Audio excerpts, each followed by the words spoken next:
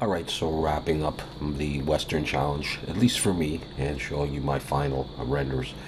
First of all, here's my Blender scene, and you can see that I've got a number of lights in here, these circles. I've got some point lights in there, and I've got some area lights. I've got a spotlight here that would come through the window, and I've got a couple of different cameras that I can switch between to get, the angle that I want for my render, and the objects in here as well. So let's have a look at the renders themselves. So I created some models. I guess I didn't show you that in the series. And I, just moved things around and put them where I wanted to have them. There's an HDRI image in the background, just to give me some light and a little bit of something out there. I didn't spend a lot of time choosing a good Western one. I just did something, but I wanted it a little bit backlit. There's a light back here as well. So there's one render.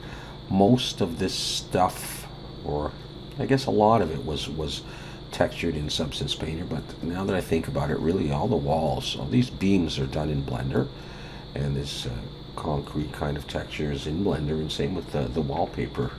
So actually quite a bit of the main structure is in Blender, and these individual pieces are in Substance Painter. Alright, so there's one view. And in this view, you can see the light here. I guess looks like maybe it's moonlight. Anyways, it's the spotlight, and the God rays, or the sort of the visibility. I don't know how well you can see that of these. Well, there you can see them right there, of these rays.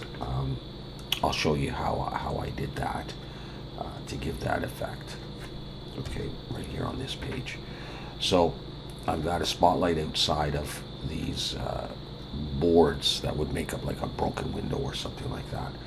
Alright, so the spotlight's outside, and then what I've done is I've put a cube here which acts as my principal volume, and it encompasses the spotlight, and it comes part way into the room.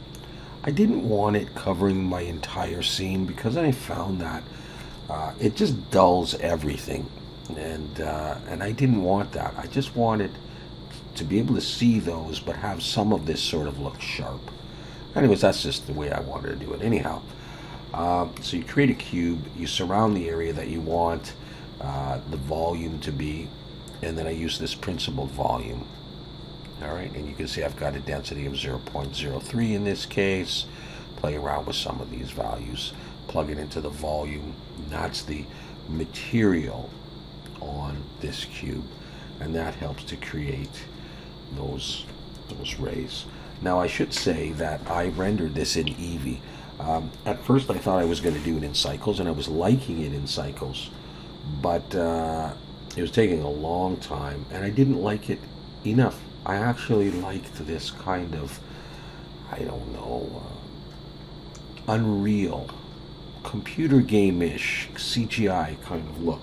I prefer that to reality, because like I always say, I'm surrounded by reality outside. I don't need more reality. So here's just another view.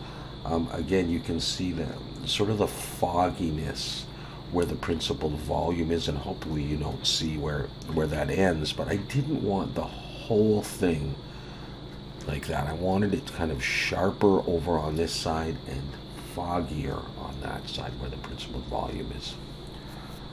Okay, so showing the bottles and all the various things here.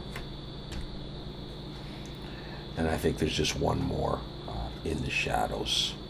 And for some of these, I didn't actually use an HDRI. This is the background, and I was thinking about, what am I going to put in the background? And I said, I'm just going to leave it for now. So anyways, that's the way that went. Okay, so that's it for me for the challenge. I'm going to take a little rest from the challenges until later on in the new year, and focus on some projects that I want to do. I mean, I've had a number of requests, and there's some other things that I just want to do with you guys. All right, so thanks for watching. See you again soon.